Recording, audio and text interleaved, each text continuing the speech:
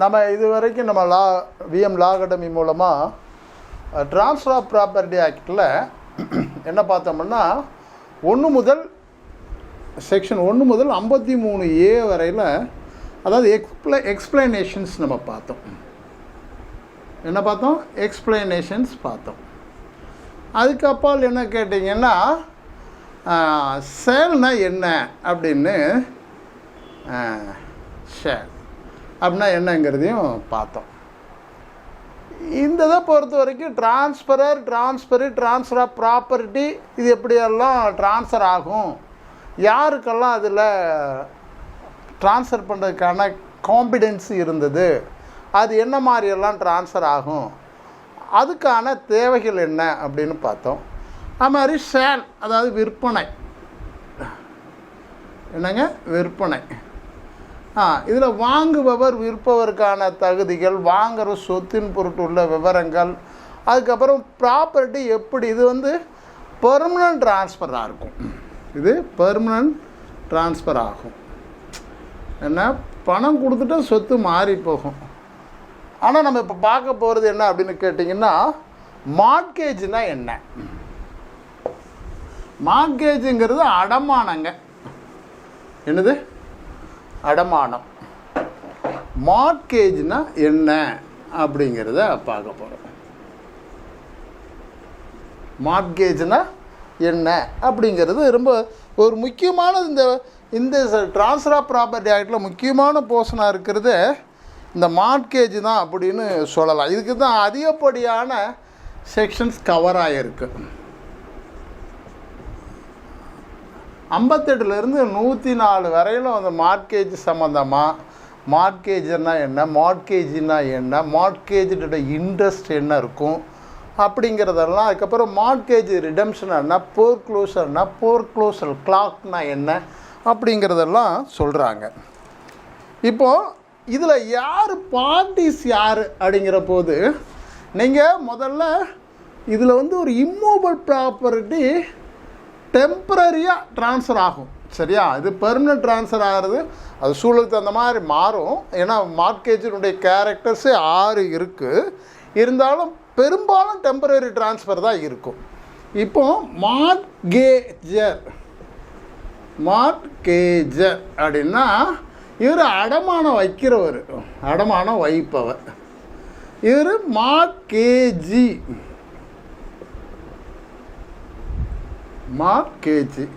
அடமானம் பெறுபவர்.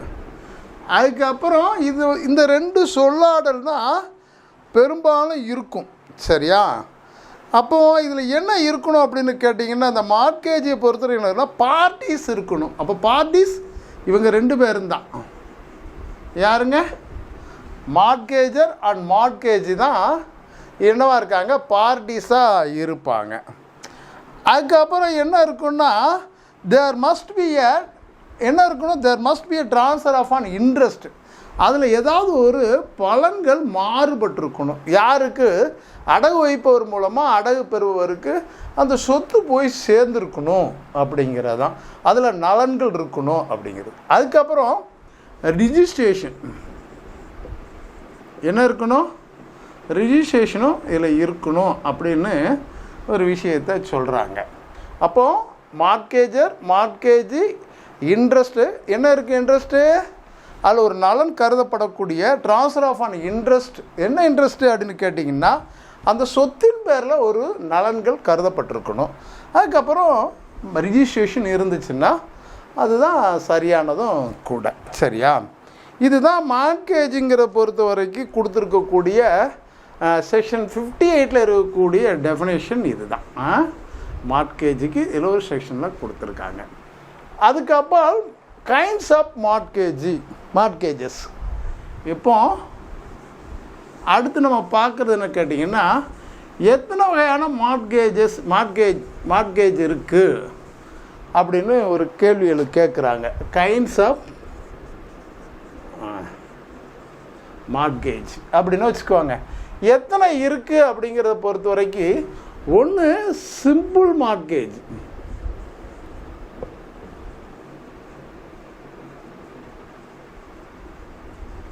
அதுக்கப்புறம் அதுக்கப்புறம் என்ன இருக்குன்னு கேட்டிங்கன்னா mortgage by conditional sale. Mortgage by conditional sale. Conditional sale. அதுக்கப்புறம் என்ன இருக்குங்க, யூசுப்ருக்ஷரி மார்ட்கேஜ்னு ஒன்று இருக்குது.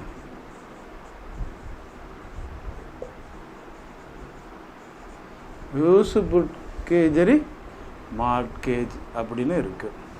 அதுக்கப்புறம் பார்த்தீங்கன்னா என்ன இருக்குன்னு கேட்டிங்கன்னா இது இருக்கும், என்னென்னா இங்கிலீஷ் மார்ட்கேஜ். பெரும்பாலும் இந்தியாவில் பெரிய அளவில் நடைமுறையில் இல்லை. என்ன இங்கிலீஷ் மார்ட்கேஜுங்கிறது ஒரு சிம்பிள் மார்ட்கேஜ் மாதிரி தான் கூட சொல்லலாம். அதுக்கப்புறம் எம்ஓடி பண்ணுவாங்க. நீங்கள் பார்த்தீங்கன்னா நீங்கள் இந்த பேங்க்கில் ஏதாவது லோன் வாங்கணும்னு வச்சுக்கோங்களேன், mortgage by deposit of title deed. Deposit of title deed இது என்ன சொல்லுவாங்கன்னு கேட்டிங்கன்னா, சொத்தை எம்ஓடி பண்ணியிருக்கேன் அப்படின்னு சொல்லுவாங்க. எங்கே கேட்டிங்கன்னா இது பெரும்பாலும் பேங்கில் லோன் வாங்க போனீங்கன்னா இந்த கேள்வியை என்ன பண்ணுவாங்கன்னா, பணம் நம்ம ஒரு இது பண்ணோன்னா அதை என்ன இந்த டைட்டில் டீட்ஸ் அவங்கள்ட்ட கொடுத்துருவாங்க. அப்படி ஒன்று. அதுக்கப்புறம் அனாமலஸ் மார்ட்கேஜ். அனாமலஸ் மார்ட்கேஜ் இதுதான். இப்படி ஒவ்வொன்றுக்கும் என்ன சொல்லியிருக்காங்க, simple mortgage, mortgage by conditional sale, usufructuary mortgage, English mortgage, mortgage by deposit of title deed, anomalous mortgage. இப்போது 6 வகையான மார்ட்கேஜ் அடமானங்கிறதுல. இது என்னென்னா அடமானம் தான். மார்ட்கேஜ் மீன்ஸ் அடமானம். என்ன சொத்து அடமானம் வைக்கிறது தான். இதை பொறுத்த வரைக்கும் இதில் 2 விஷயத்தை நீங்கள் பார்த்துக்கணும். அடமானத்தை பொறுத்த வரைக்கும் பார்ஷியல் டிரான்ஸ்ஃபர் தான் பெரும்பாலும் இருக்கும். அதுக்கப்புறம் அந்த கண்டிஷனல் சேல் அப்படின்னு வரும்போது, அதாவது failure of performance of the mortgagor அப்படின்னா அப்போ கண்டிஷனல் சேலுக்கு வரும்.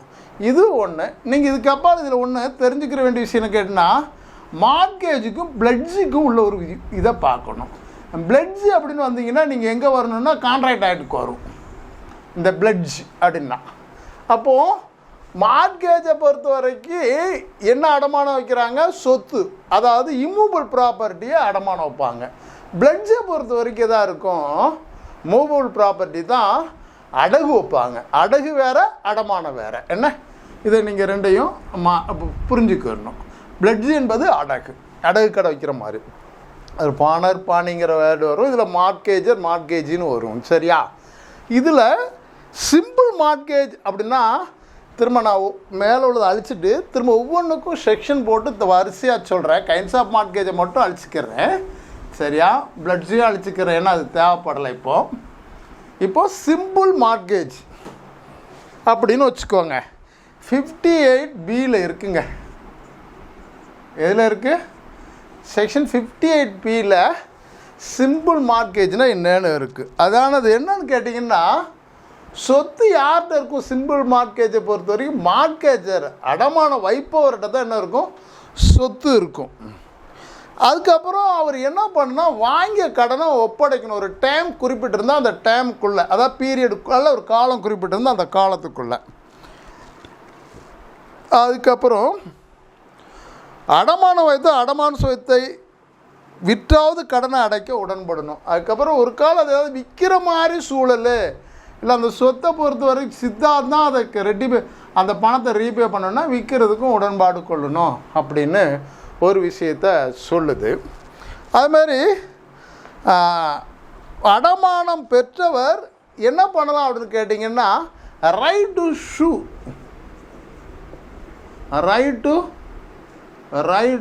ஷூ என்ன பண்ணலான்னு கேட்டிங்கன்னா, அடமானம் பெற்றவர் என்ன பண்ணலாம், தான் பணத்தை பெறுறதுக்கு அந்த காலத்துக்குள்ளே கொடுக்காட்டோன்னா அதை பெறுறதுக்கு என்ன பண்ணலாம், வழக்கிடலாம். அந்த காலத்தில் கொடுக்காத போது அவருக்கு இன்னும் ரைட்டும் வந்துடும். யாருக்கு? அடமானம் பெற்றவருக்கு.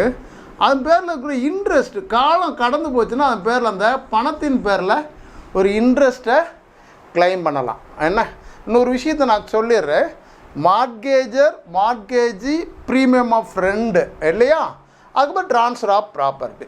இது ஒரு டெம்பரரி ட்ரான்ஸ்ஃபர் தான் பெரும்பாலும் இருக்கும். இப்போ மார்ட்கேஜை சிம்பிள் மார்ட்கேஜை பொறுத்த வரையில் என்ன ரைட் டு ஷூனா அதை என்ன பண்ணால் அதை போர்க்ளோஸ் பண்ணுறது ஆர் அதர்வைஸ் என்ன பண்ணலான்னு கேட்டிங்கன்னா, காலம் முடிந்த பிறகு அடமானம் வச்சவர்கிட்ட இந்த பணத்தை நீங்கள் கொடுங்க அப்படின்னு கேட்டு வழக்கு விடலாம். வழக்கு விடுறதோடு மட்டும் இல்லாமல் அந்த காலம் தாழ்த்தியதற்காக என்ன பண்ணலான்னா அவங்ககிட்ட இன்ட்ரெஸ்ட்டும் காஸ்ட்டும் கேட்கலாம் அப்படின்னு சொல்கிறாங்க. அதுக்கப்புறம் மார்ட்கேஜ் பை கண்டிஷனல் சேல், இது 58C இருக்குங்க. 58C என்ன 58Cயில் இருக்குது. இதில் என்ன கேட்டிங்கன்னா, ஒரு குறிப்பிட்ட தேதியில், அதாவது டேம் ஃபிக்ஸ் பண்ணுற ஒரு conditional by mortgage by conditional sale அப்படிங்கிறது என்னன்னு கேட்டிங்கன்னா, கண்டிஷனல் டு சேல்னு சொன்னால் கண்டிஷனல் சேல்னாலும் நீங்கள் வச்சுக்கோங்க, எப்படி வேணாலும் வச்சுக்கோங்க. என்ன இதில் என்னன்னு கேட்டிங்கன்னா, ஒரு குறிப்பிட்ட ஒரு டைமு என்ன கொடுத்துருப்பா, காலம் குறிப்பிட்டு காட்டியிருப்பாங்க. அந்த காலத்துக்குள்ளே ரிடம்ஷன் மீட்டுக்கிறலின்னா, அந்த ரிடம்ஷன் பண்ணலின்னா மார்ட்கேஜி கேன் என்டர்டைன்ட் என்ன பண்ணிடலாம், அதை ஷேலாகவே கருதிடலாம். அவர் விற்பனை ஆகிடுச்சு, அந்த சொத்து அவருக்கே கிடைக்கப்படுறதா கருதிக்கிறலாம். இதில் என்ன விஷயம்னு கேட்டிங்கன்னா, இதில் இந்த கண்டிஷனல் டு ஷேலை பொறுத்த வரைக்கும் அந்த ஸ்டாம்ப் டியூட்டி கம்மியாக இருக்கும், ரிஜிஸ்ட்ரேஷன் சார்ஜஸும் கம்மியாக இருக்கும். ஒரு சேலுக்கும் மார்ட்கேஜ் இப்போ கண்டிஷன் டு சேலுக்கும் இல்லை வித்தியாசம் என்ன கேட்டிங்கன்னா, அதில் மார்ட்கேஜ் அமௌண்ட்டு கொடுக்கக்கூடிய சொத்தை பொறுத்த வரைக்கும் அது என்ன ஆகும்னா, அந்த தேதிகள் கொடுக்காட்டோன்னா அவருக்கே அது சொந்தமாகிடும். அதுதான் கண்டிஷனல். அந்த மார்ட்கேஜ் எழுதுகிற போதே, அந்த அடமானம் எழுதுகிற போதே நீ கொடுக்காட்டோன்னா அந்த சொத்து எனக்கு ஆகிடுங்கிற மாதிரி ஒரு கண்டிஷனில் தான் அந்த இது இருக்கும். அதுக்கப்புறம் இதில் என்னென்னா, ஆஸ்டென்சிபிள் ஓனர் ஆகிடுவார். இந்த மார்ட்கேஜர் என்ன ஆகிடுவார், ஆஸ்டென்சிபிள் ஓனராகவே மாறிடுவார். இந்த ஆஸ்டென்சிபிள் ஓனருங்கிறது அப்படின்னு ஒன்று வந்தால், இப்படி ஒரு வேர்டு வருதுன்னு வச்சுக்கோங்களேன், ரியல் ஓனர் ஒருத்தர் இருக்கிறதா நீங்கள் அசம்ஷன் பண்ணிக்கிறணும். ஆஸ்டென்சிபிள் ஓனர்னால் ஒரு நிகழ்காலத்தில் இப்போ ஒரு ஓனரு, ஆனால் ஒரிஜினலாக ஒரு ஓனர், ரியல் ஓனர் ஒருத்தர் அதில் தூக்கிக்கிட்டு இருக்காரு அப்படின்னு நீங்கள், அப்போ ஆஸ்டென்சிபிள் ஓனர் யார் கேட்டினா மார்ட்கேஜிக்கு அது கிடைக்கும். சரியா? அதே மாதிரி இதில் என்ன பண்ணால்னா, அடமானம் வச்சவர் ஒரு போர்க்ளோஸ் பண்ணி கூட முடிவு பண்ணிக்கிறலாம். போர்க்ளோஸ் முன்கூட்டியே பணத்தை கட்டிட்டு அந்த அடமானத்தை திருப்பிக்கிறலாம்.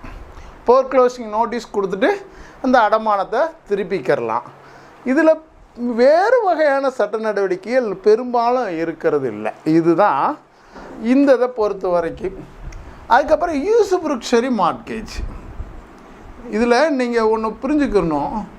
இந்த யூஷ் இந்த வேர்டை இப்படி பிரித்து பாருங்களேன். யூஸ் அப்புறம் ப்ரக்ஷ்வரி அப்படின்னு பிரித்து பாருங்கள். ஒரு இதுக்காக சொல்கிறேன், இதுதான் சரின்னுலாம் நான் சொல்ல விரும்பலை. யூஸ் ஃப்ரக்ஷ்வரி அப்படின்னு வச்சு, யூசுப்ருக்ஷரி மார்ட்கேஜ் அப்படின்னா சொத்தை அவங்க கையில் நம்ம ஒப்படைச்சி அனுபவம் அவங்க கையில் கிடச்சிரும். பொசிஷன் என்ன கிடச்சிரும், அந்த மார்ட்கேஜுக்கு போயிடும். சொத்தின் பொருள் நலன்கள் அனைத்தும் அடமானம் பெற்றவர் பெறுவார். அது என்ன பண்ணுவார்னா, சொத்தை கொடுத்துட்டு அதன் பேரில் கடன் பெற்றுட்டு அந்த காலத்துக்குள்ளே திரும்ப கொடுத்து அதை என்ன பண்ணலாம், மீட்டுக்கிடலாம். ஆனால் இதில் என்ன விஷயம்னா, சொத்து எதுவுமே எங்கே போயிடும்னா யூசுப்ருக்ஷரி மார்ட்கேஜை பெறும், மார்ட்கேஜ் அடமானம் பெற்றவர்கிட்ட போயிடும். அதுக்கப்புறம் பார்த்திங்கன்னா இதுதான். அதுக்கப்புறம் இங்கிலீஷ் மார்ட்கேஜுங்க. இது யூசுப்ருக்ஷரி மார்ட்கேஜை பொறுத்த வரைக்கும் டி என்ன 58 டி என்ன பின்னு போட்டிருக்கேன். இதை பொறுத்த வரைக்கும் 58 இ இங்கிலீஷ் மார்ட்கேஜுக்குனால ஈன்னு வந்துருச்சா என்னன்னு தெரியலை. அப்படி கூட நீங்கள் ஈஸியாக வச்சுக்கலாம், மனசில் வைக்கணும்னா 58 ஈன்னா இங்கிலீஷ் மார்ட்கேஜு அப்படி நீங்கள் கூட முடிவு பண்ணிக்கலாம். ஆனால் அது நடைமுறையில் இல்லை. இது முதல்ல இந்த இங்கிலீஷ் மார்ட்கேஜ் தற்காலிகமாக நடைமுறையில் இருக்காங்கிறது தெரியல, பெரும்பாலும் இல்லை. ஆங்கில அடமானம் அவ்வளோதான் இங்கிலீஷ் மார்ட்கேஜ். அதுக்கப்புறம் குறிப்பிட்ட தேதியில் அடமான வைப்பர் கடன் தொகை திரும்ப செலுத்தணும். அடமான வச்சவர் என்ன பண்ணணும்? எல்லாத்துலேயும் அதுதான், அதில் ஒன்றும் மாற்று கிடையாது. அதுக்கப்புறம் அடமானம் பெற்றவருக்கு அடமானம் பெற்றவர் சொத்தின் நலன்களை பெறலாம். அடமானம் பெற்றவர் சொத்தின் நலன்களை பெறுறது இயல்பான ஒன்று தான், இதுதான். அதுக்கப்புறம் நீதிமன்ற விற்பனைக்கு அடமானம் பெற்றவர் கோரலாம். என்னன்னா mortgage can entertain to file a case or suit before the concern court for getting or selling the property. என்ன பண்ணலாம்? விற்பனைக்கு கொண்டு வரதுக்கு ஒரு வழக்கிடலாம்.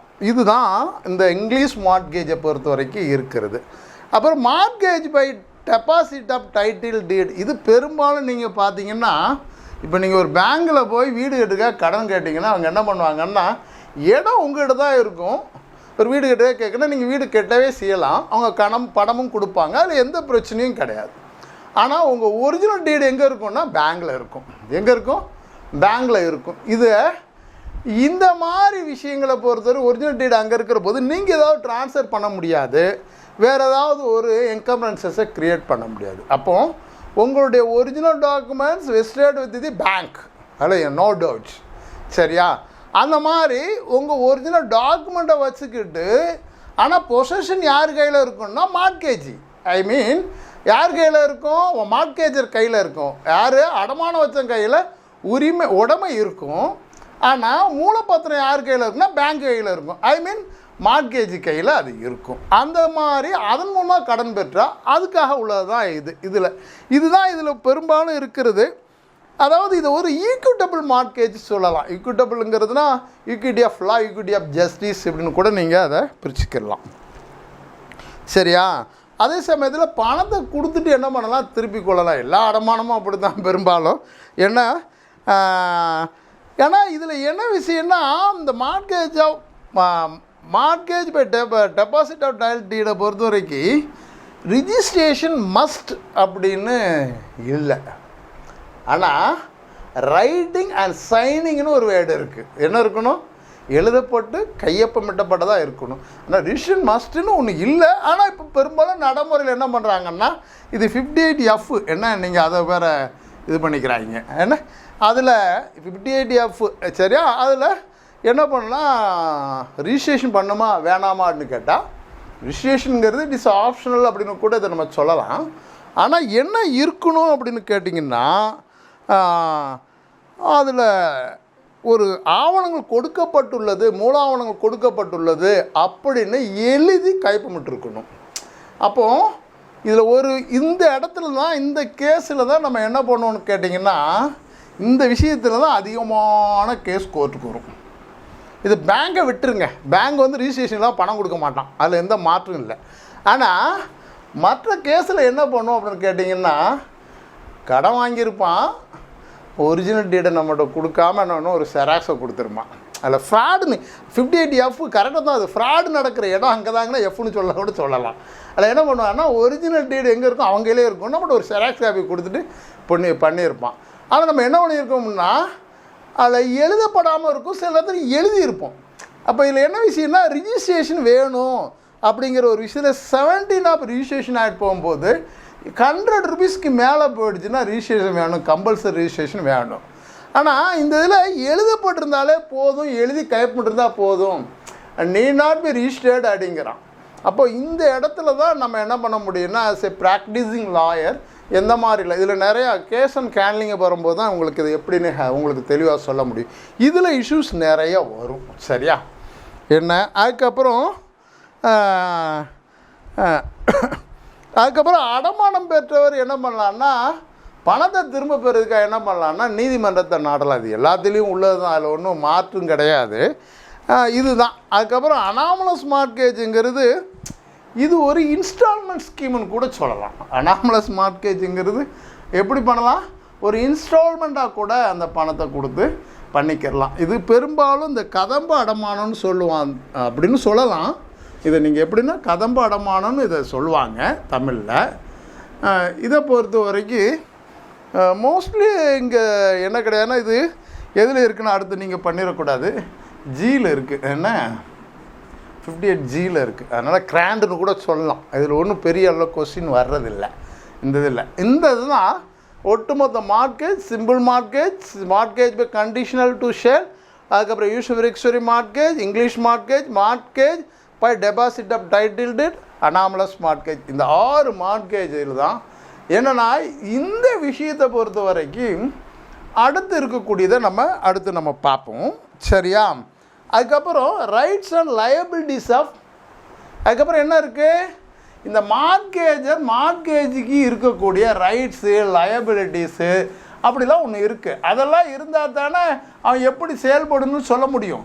அதுக்காகத்தான் ஆக்டில் அவங்களுடைய ரைட்ஸ் என்ன, அந்த அடமானம் வைத்தவருக்கும் அடமானம் பெற்றவருக்கும் உரிமைகளும் கடமைகளும் என்னென்ன அப்படின்னு ஒரு விஷயத்தை ஃபிக்ஸ் பண்ணுறாங்க. சரியா? சரியா? இப்போ நம்ம என்ன பண்ணுறோம், ரைட்ஸ்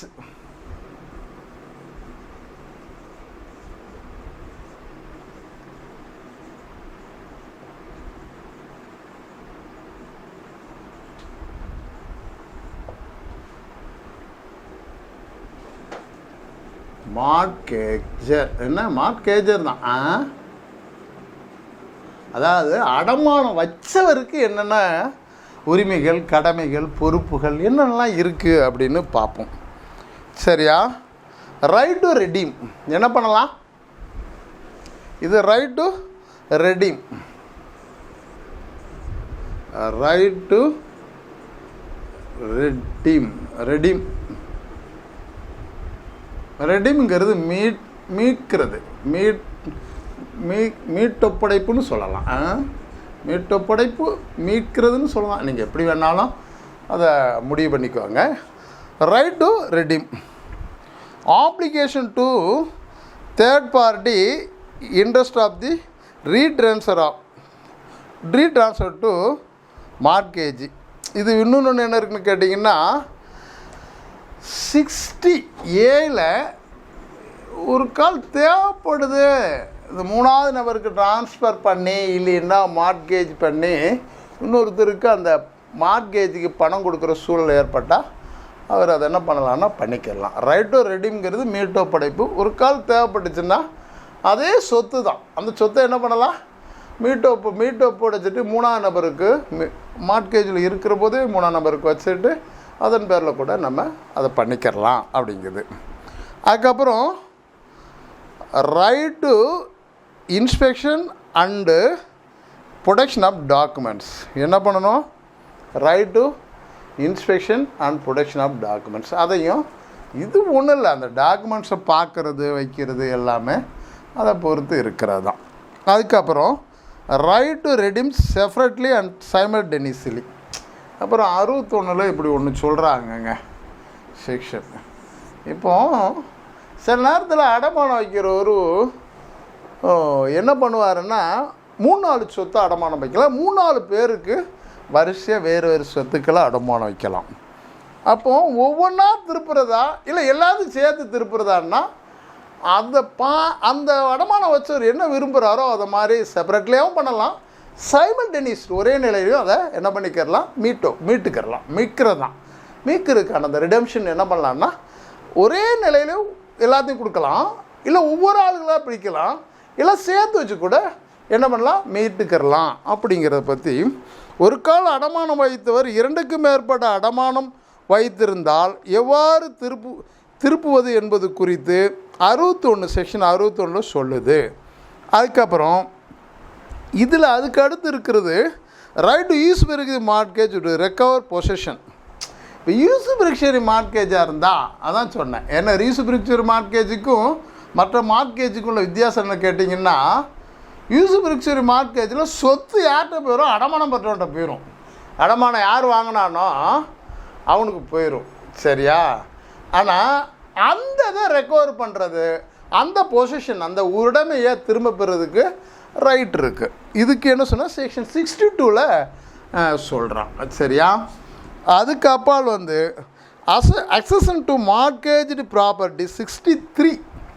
என்னது அக்சஷன்? இதில் என்ன விஷயம் அப்படின்னு கேட்டிங்கன்னா இந்த இதில் தான் வர்றோம். நம்ம ஒரு கால் இயற்கை சீற்றத்தால் பார்த்திங்கன்னா மழை, வெள்ளம், புயல் இந்த மாதிரி ஏற்படுற போது நிலமானது கொஞ்சம் கூடுதலாக வந்துடும். அரிப்பு ஏற்படுகிற போது அந்த கரையோரம் இவங்களுக்கு இடமா வந்துடும். அதையும் அக்சஸ் பண்ணிக்கிறலாம், தன்னோட உடைமை ஆக்கிக்கிறலாம், அதுக்கும் உரிமை இருக்குது அப்படின்னு செக்ஷன் 63 சொல்லுது. அதே மாதிரி இதில் என்ன இன்னொரு கேட்டிங்கன்னு வச்சுக்கோங்களேன், right to improvement and mortgage property. ஒரு கால் 63A இப்போ என்ன விஷயம்னு கேட்டிங்கன்னா, அடமானம் பெற்றவர் என்ன பண்ணுறாரு, ஒரு இம்ப்ரூவ்மெண்ட்லாம் பண்ணியிருப்பார். 5 வருஷம் அடமானம் கொடுக்குறேன்னா அப்புறம் காய்கறி வியாபாரம் தோட்டம் போடணும், மரத்துக்கு அதை என்னோட சுற்றி வேலி அடைச்சிருப்பான், அந்த வேலி சம்மந்தமாக இருக்குல்ல ஒரு கேணி நோண்டி இருப்பான். அதெல்லாம் யாருக்கு கிடைக்குன்னா பணம் கொடுத்துட்டா அவன் அதில் இருக்கக்கூடிய இன்ட்ரெஸ்ட்டை நலன் பெறதுக்காக தன்னுடைய இம்ப்ரூவ்மெண்ட் பண்ணியிருப்பான், அதையும் இவங்க பெற்றுக்கிறலாம், அதில் ஒன்றும் தவறு இல்லை அப்படின்னு சொல்லுது. சரியா? இதுதான் இதில் இருக்கக்கூடிய ஒரு விஷயம். இருந்தாலும் உங்களுக்கு 60/A and 66 உங்களுக்கு வாசிக்கிறேன்னா அது நான் அவசியம் இருக்கிறதுனால அந்த போர்ஷனை மட்டும் உங்களுக்கு நான் வாசி காட்டுறேன், அது கொஞ்சம் யூஸ்ஃபுல்லாக இருக்கும். 65A mortgage power to lease subject to the provisions of subsection mortgage while liable in possession of the mortgage shall have power to make leases thereof which shall be binding on the mortgage. Every lease shall be charges would be made in the ordinary course of management of the property concerned and in accordance with the any local law, custom or usage. Every such lease shall reserve the best rent that can reasonably be obtained, and no premium shall be paid or promised, and no rent shall be payable in advance. No such lease shall contain a covenant for renewal. Every such lease shall take effect from a date not later than 6 months from the date on which it is made. In the case of lease of buildings, whether leased with or without the land on which they stand, the duration of lease shall in no case exceed 3 years. And the lease shall contain a covenant for payment of the rent and a condition of re-entry on the rent not being paid within a time therein specified. இதுதான். அதுக்கப்புறம் இதில் 66யும் உங்களுக்கு திரும்ப வாசிக்கிறேன். Waste by mortgager in possession. Mortgager in possession of the mortgaged property is not liable to the mortgagee for allowing the property to deteriorate, but he must not commit any act which is destructive or permanently injurious thereto if the security is insufficient, will be rendered insufficient by such. A security is insufficient within the meaning of this section unless the value of mortgage exceed 1/3 if consisting buildings exceeds by 1/2 amount of the time being due on mortgage. இது இந்த விஷயத்தை நீங்கள் அதில் பார்த்துக்கோங்க. அதுக்கப்புறம் இது உங்களுக்கு யாரை பார்த்தோன்னா மார்ட்கேஜருடைய ரைட்ஸ் அண்ட் லயபிலிட்டியை பார்த்தோம். இப்போ ஒரு 2 எழுத்தை தான் எடுத்து விட போகிறேன். என்ன? மார்ட்கேஜியோட ரைட்ஸ் அண்ட் லயபிலிட்டிஸ். மார்ட்கேஜியோட ரைட்ஸ் அண்ட் லயபிலிட்டிஸ் இவ்வளோ தான். சரியா? Rights and liabilities of mortgage. அடமானம் பெற்றவர் இருக்கார் இல்லையா, அவருக்கு என்ன ரைட்ஸ் இருக்குது, என்ன லயபிலிட்டிஸ் இருக்குது, அவருக்கு ஒரு பொறுப்பும் இருக்குது, கடமையும் இருக்குது இல்லையா. அந்த மாதிரி சொல்கிறத 67 இருந்து 77 வரைக்கும் உள்ள செக்ஷனில் குறிப்பிட்டு காட்டுறாங்க. அப்போது என்னென்னா ரைட் டு ஷூ, வார்த்தை என்ன சொல்கிறான், ரைட் டு ஷூ. இந்த ரைட் டு ஷூ ஒரு வழக்கிடுறதுக்கான உரிமையை அவங்களுக்கு கொடுக்குது. அப்படின்னா எப்போ வழக்கிடுறதுக்கான உரிமை கொடுக்குன்னா ஃபெயிலியர் ஆஃப் மார்ட்கேஜர், எஃப்எம்னு சொல்கிறேன். இதில் மார்ட்கேஜர் என்ன failure of mortgages on the execution of documents or deed or governance. என்ன இதில் ஏதாவது ஒரு பிழை இருக்குமானால், அதில் செயல்படாத தன்மை இருக்குமானால், காலம் கடத்துவதாக இருக்குமானால் அது என்ன பண்ணலான்னா அதை பண்ணிக்கிறலாம். என்ன ரைட் டு ஷூ பண்ணலாம். சில நேரங்களில் ஒரு ப்ராட்லண்டு மிஸ்ரெப்ரசன்டேஷன் இந்த மாதிரி விஷயங்கள் வந்துச்சுன்னா இப்போ ரைட் டு ஷூன்னு இப்போ பார்த்தீங்கன்னா மார்ட்கேஜர்கிட்ட ஒப்படைக்கிற போது 3 ஏக்கரு சொல்லி கொடுக்குறாங்க. உண்மையாகவே அது 3 ஏக்கர்னு பார்த்தீங்கன்னா 2 ஏக்கர் 82 சென்ட் இருக்கும், ரெக்கார்டிக்கலாக இருக்கிறது. இந்த அட்ஜசன் ஏரியா சில நேரத்தில் அட்ஜசனில் இருக்கிறத சேர்த்துவிட சொல்லியிருக்கலாம் இல்லையா, இந்த மாதிரி இருக்கலாம். இல்லையானா நல்ல தண்ணி இருக்கிறதா சொல்லியிருக்கலாம்.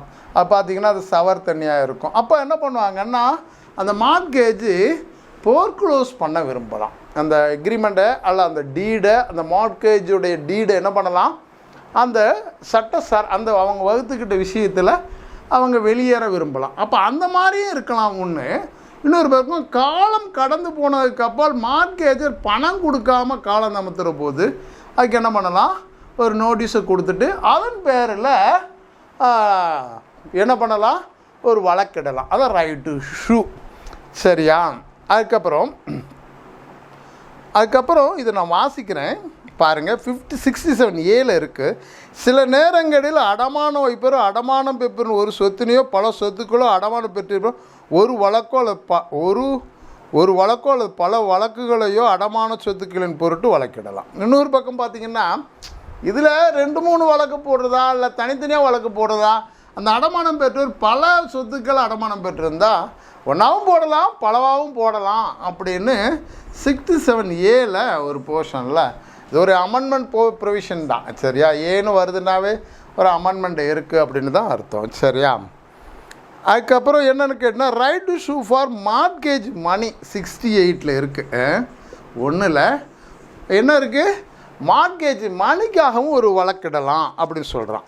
அதுக்கப்புறம் 69(1) என்னங்க 69(1) சேலுக்கு கொண்டு வரலாம். அந்த மார்ட்கேஜ் ப்ராப்பர்ட்டி என்ன பண்ணலாம், சேல் விற்பனைக்கு கொண்டு வரலாம். ஏன் விற்பனைக்கு கொண்டு வருது அப்படின்னு கேட்டிங்கன்னா அந்த பணம் கரெக்டாக அவங்க கொடுக்காதனால என்ன பண்ண வேண்டியிருக்கும், விற்பனை பண்ணி அதிலேருந்து பணம் கிடைக்கிறதுக்காக அந்த right to sue for sale கூட கொண்டு வரலாம் அப்படின்னு சொல்கிறது. அதுக்கப்புறம் என்னென்னா நோட்டீஸ்னு ஒரு வார்த்தை சொல்கிறான்.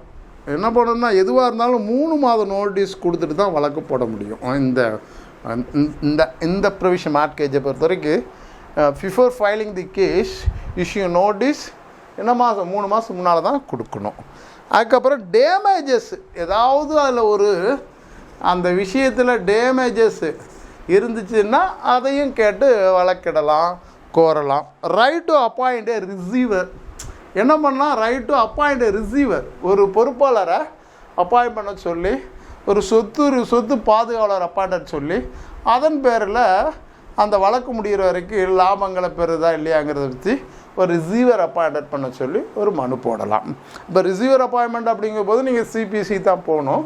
ஏன்னா ரிசீவர் நீங்கள் சிவில் கோர்ட்டுக்கு தான் இந்த மெசேஜ் இது வரப்போது ரிசீவர் அப்பாயின்மெண்ட் எங்கே போகணும், சிபிசியில் தான் நீங்கள் போகணும். அந்த போர்ஷனை பொறுத்த வரைக்கும் அது என்ன விஷயம் அப்படின்னு கேட்டிங்கன்னா ரிசீவர் இதுக்கப்புறம் பொறுப்பு. இதுதான் அவருக்குடைய ரைட்ஸ் இப்போ நம்ம பார்த்தது. இப்போ இவருக்கு என்ன பொறுப்பு இருக்கணும், ஒரு அடமானம் பெற்றவருக்கு என்ன பொறுப்பு இருக்கணும், அடுத்து ஒன்று இருக்கா, பொறுப்புகள் என்ன அப்படின்னு அடுத்து நம்ம பார்க்க போகிறோம். என்ன பண்ணோம், ப்ரொடக்ஷன் ஆஃப் தி மார்ட்கேஜ்டு ப்ராப்பர்ட்டி என்ன பண்ணணும், ப்ரொடக்ஷன் ஆஃப் தி மார்ட்கேஜ்டு ப்ராப்பர்ட்டி.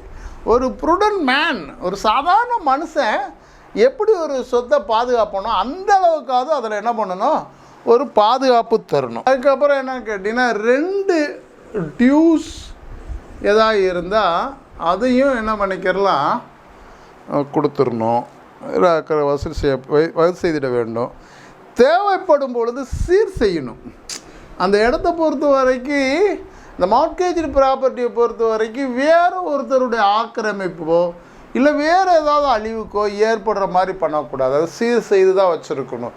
நான் பணம் கொடுத்துட்டேன் அப்படிங்கிறதுக்காக என்ன பண்ண முடியாதுன்னா வாய்க்கால் ஓரமாக ஒரு சின்னதாக ஒரு உடப்பு வருதுன்னா அப்படியே விட்டுட முடியாது. உடப்பு விட்டுருச்சுன்னா அப்புறம் அது நஷ்டமாயிடும். அந்த மாதிரியும் பண்ணிடக்கூடாது. அதுக்கப்புறம் சொத்துக்கு சேதாரம் ஏற்படுத்துறதும் கூடாது. இதெல்லாம் அவருடைய பொறுப்புகளில் ரொம்ப முக்கியமான ஒன்று.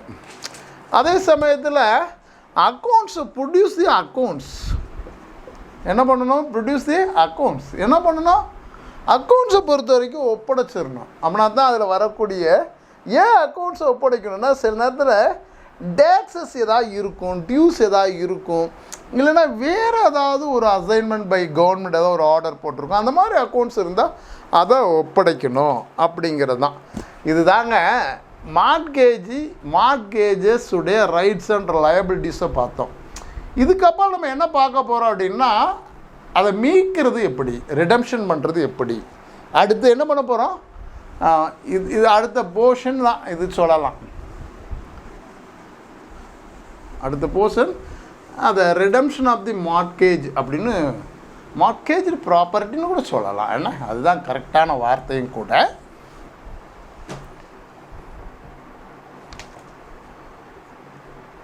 டாக்டரேட் ஆஃப் ரிடம்ஷன் அப்படின்னு போட்டுக்கிறேன். அது ஒன்றும் டாக்டர் என்னான்னு நீங்கள் தான் முடிவு பண்ணணும்.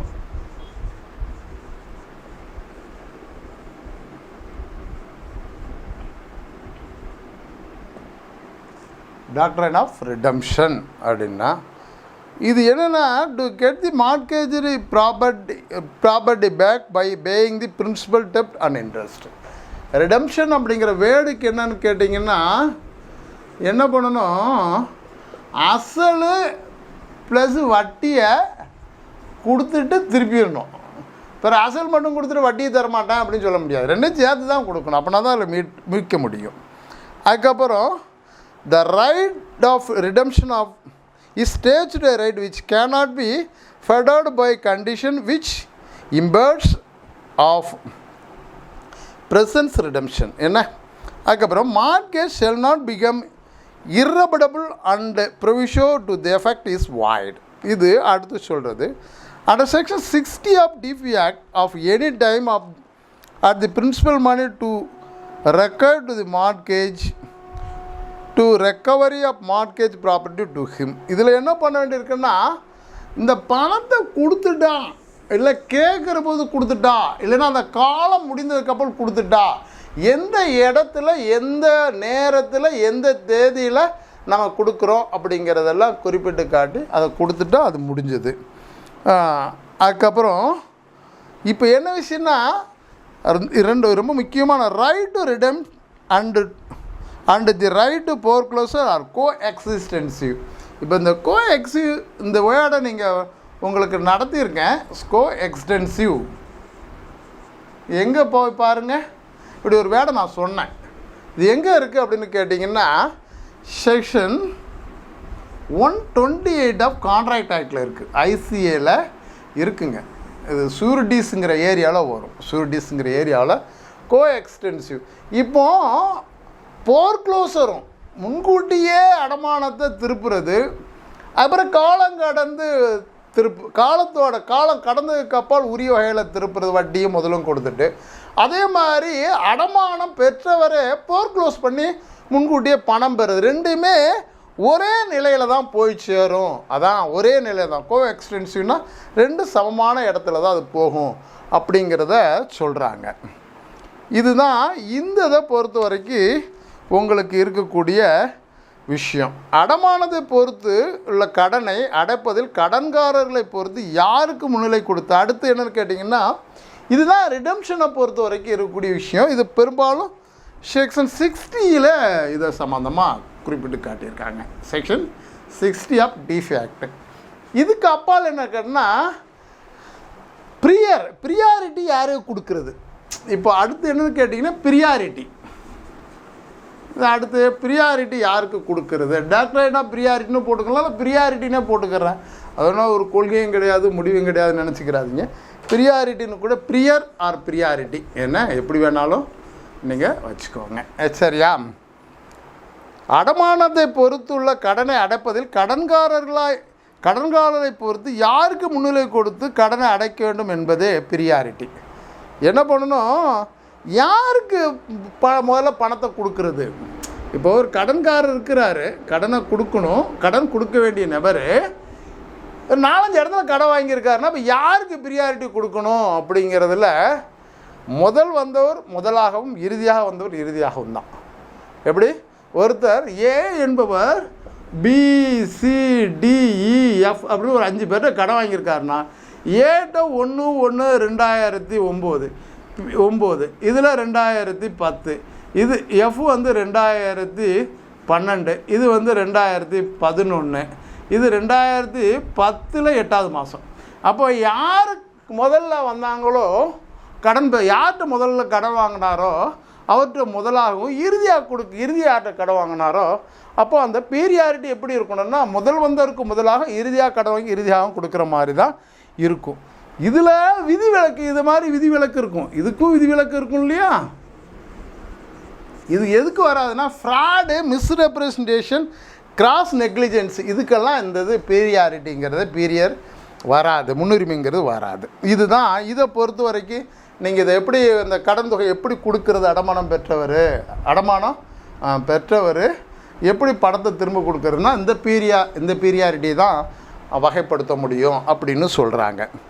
அதுக்கப்புறம் marshalling and marshalling security contribution to mortgage டெப்ட் அப்படின்னு இப்போது மார்ஷலிங் சிஸ்டம் அப்படின்னு சொல்லலாம். இல்லை மார்ஷல் சிஸ்டம் கூட நீங்கள் வச்சுக்கோங்க. உங்களுக்கு ரொம்ப வேகமாக நடத்துகிறேன்னு நினைக்கிறேன். இந்த போர்ஷன் முடிஞ்சிருச்சுன்னா நமக்கு ஓரளவு அடுத்தடுத்து ரொம்ப ஈஸியாக இருக்கும்.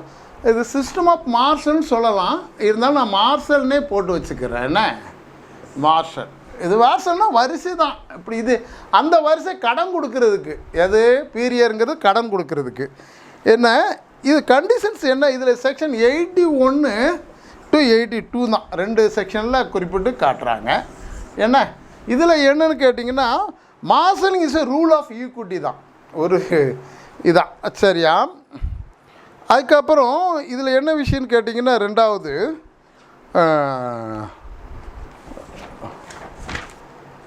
there must be a common debtor both mortgage by the same owner. என்ன இருக்கணும், ஒரு காமன் டெப்டாக இருக்கணும், மார்கேஜ் சேம் ஓனராகவும் இருக்கணும்.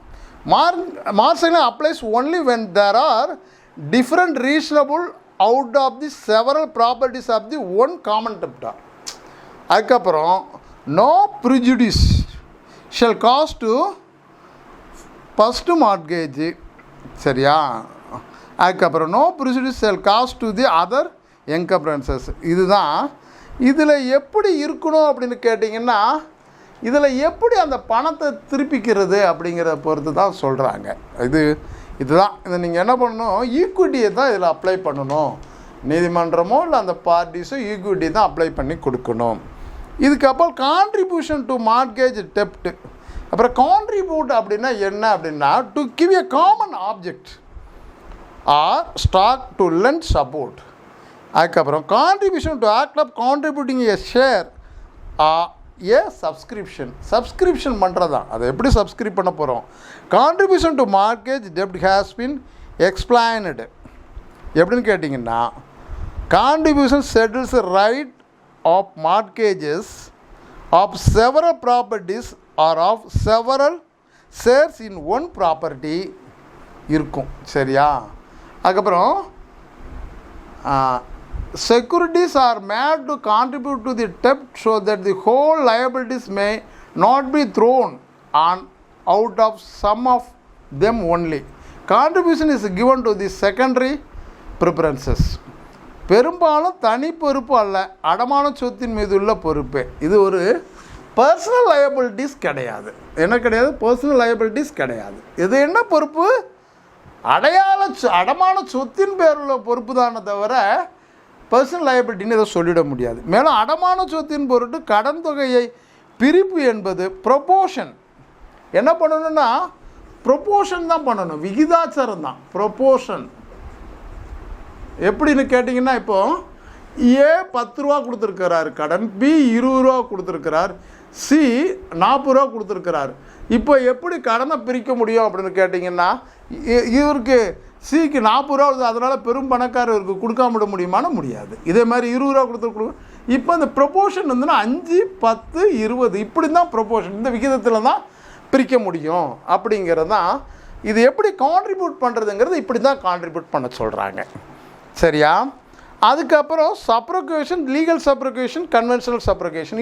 இதுக்கு அடுத்து மார்ஷலுக்கு அடுத்து என்னென்னா சப்ரோகேஷன், ஷூட் ஃபார் சப்ரோகேஷன் சொல்லுவாங்க. என்ன கேட்டிங்கன்னா நீ சூட் ஃபார் சப்ரோகேஷனுங்கிறது என்ன அந்த சூட் பெரும்பாலும் போடுறாங்களாங்கிறது தெரியல. இருந்தாலும் சில நேரத்தில் இன்சூரன்ஸ் கம்பெனி என்ன பண்ணிடுன்னா பணம் கட்ட சொல்லி ஆர்டர் போடும் கோர்ட்டு.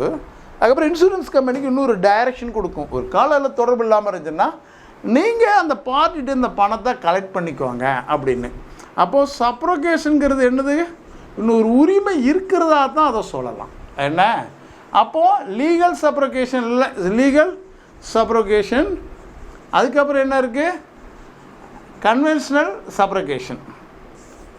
கன்வென்ஷனல் சப்ரோகேஷன் அப்படின்னு ரெண்டு இருக்குது. ரெண்டு சப்ரோகேஷன் சம்மந்தமாக section 91, 92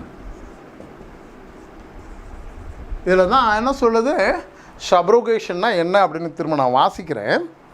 சப்ரோகேஷன் succession R substitution. Substitute பண்ணுறது, என்ன பண்ணுறது, அதுக்கு இணையாக ஒருத்தரை கொடுக்க சொல்கிறதுல கொடுக்கறது அப்படின்னு கூட சொல்லலாம். Replacing one party for another as creditor. Replace பண்ணுறதா, அந்த பணத்தை இன்னொருத்தரமாக கொடுக்குறதா, இல்லை அவரே கொடுக்குறதில்ல வேறு வகையில் கொடுக்குறதாங்கிறது தான் இதில் விஷயம். அப்போது எசன்ஸ் ஆஃப் சப்ரோகேஷனுக்கு என்ன இருக்குன்னா, அடமான சொத்தின் பொருட்டு ஏதேனும் உரிமை உடையவராக இருக்கணும். அவர் யார் இருக்கணும்? அடமான சொத்தின் பொருளில் ஒருத்தர் உரிமையுடையவராக இருக்கணும், இல்லை ஜாமீன்தாரராக இருக்கணும், இல்லை உடன் அடமானம் வைத்தவராகணும், அடமானத்தை வந்து மீட்கக்கூடியவராக இருக்க வேண்டும். இவங்களாம் இருந்தால் சப்ரோகேஷனுங்கிறதுல வரலாம் அப்படின்னு சொல்கிறாங்க. 2 types of subrogation, legal subrogation and conventional subrogation ரெண்டு இருக்குது. லீகல் சப்ரோகேஷனுங்கிறத பொறுத்து 92 தான், இதுவும் செக்ஷன் 92 தான். சரியா? என்ன லீகல் சப்ரோகேஷனை பொறுத்து surety, co mortgagor, puisne mortgagor, purchaser of the equity of redemption. Conventional mortgage, convention அப்படின்னா பை எக்ரிமெண்ட்டு தான். ரிடம் இதுதான் இதில் இருக்கக்கூடிய ஒரு விஷயம். இந்த சப்ரோகேட் பண்ணுறது அவ்வளோதான், ஒன்றும் கிடையாது. இதில் சப்ஸ்டியூட் பண்ணுறது தான். எப்படி யாரெல்லாம் சப்ரோகேஷன்ஸில் வரலான்னா, அடமானம் வைத்தவர் ஜாமீன்தார், உடன் அடமானம் வைத்தவர் கோ மார்ட்கேஜரு, அடமானத்தை மீட்கக்கூடிய ரிடம்ஷன் ஆஃப் மார்ட்கேஜ். இவங்க மார்ட்கேஜஸ் எல்லாம் இவங்க என்ன பண்ணுவாங்க, இந்த பார்ட் ஆஃப் சப்ரோகேஷனுங்கிறதுல வருவாங்க. அதுக்கப்புறம் redeem of foreclose down. அடுத்து என்ன இருக்குது? Redeem up and foreclose down. என்ன இது தாங்க உங்களுக்கு மார்ட்கேஜுடைய லயபிலிட்டிஸ், மார்ட்கேஜோட லயபிலிட்டிஸ், மார்ட்கேஜோட ரைட்ஸு, மார்ட்கேஜோட ரைட்ஸு எல்லாமே சொன்னேன். இதில் என்னென்னா செக்ஷன் 94 சொல்கிறது, முன்கூட்டியே கடனை ஒப்படைக்க சொல்லி பண்ணுறது தான் போர்க்ளோஸ்டர் டவுன் அப்படின்னு இதை சொல்லலாம். ஆகக்கூடி மார்ட்கேஜ்னால் என்ன, மார்ட்கேஜருக்குள்ள விஷயங்கள் என்ன மாதிரி இருக்கும், அது என்னுடைய ட்ரான்ஸ்ஃபர் ஆஃப் ப்ராப்பர்ட்டி என்ன மாதிரி ட்ரான்ஸ்ஃபர் ஆகும், அது அந்த டெம்பரவரி ட்ரான்ஸ்ஃபரை எப்படி ரிடம்ஷன் பண்ணணும், அவனுக்கு என்ன மாதிரி உரிமை இருக்குது, என்ன மாதிரி கடமை இருக்குது, என்ன மாதிரி பொறுப்பு இருக்குது, எல்லாவற்றையும் சொன்னோம். இதனோட வந்து உங்களுக்கு மார்ட்கேஜ் முடிவுற்றது. அடுத்த செஷனில் நான் உங்களுக்கு என்ன வர்றேன் அப்படின்னு கேட்டிங்கன்னா லீஸ் அப்படிங்கிறதுக்கு வர்றேன். சரியா?